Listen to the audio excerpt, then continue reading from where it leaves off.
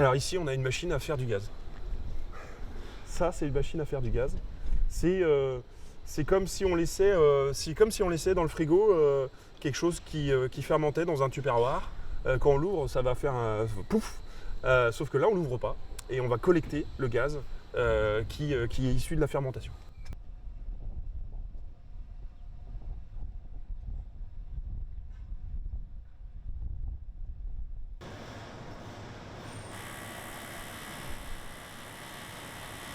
Une fois qu'il est envoyé dans le réseau de gaz à Rambouillet, ça va servir à la fois pour les habitants de Rambouillet, mais aussi pour les gros consommateurs que sont la piscine et l'hôpital.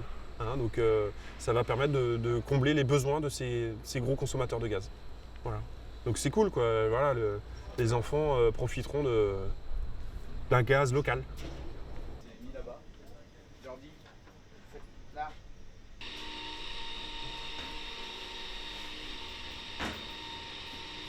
Là, un projet comme ça, il a fallu un an et demi pour le monter et pour le mettre en place. Donc on pourra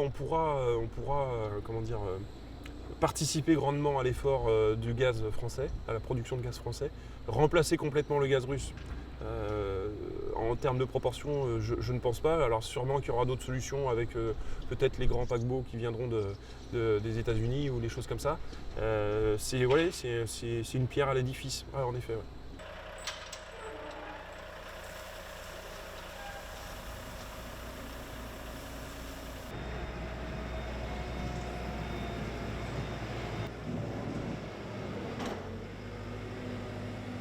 C'est de la balle, c'est de l'enrobage de graines de blé. On retrouve là pareil, de la balle et des déchets de colza, il y a des graines de chardon, voilà, il y a plein de petites choses qui vont permettre de faire tourner la machine. C'est de l'énergie quoi, pour la machine.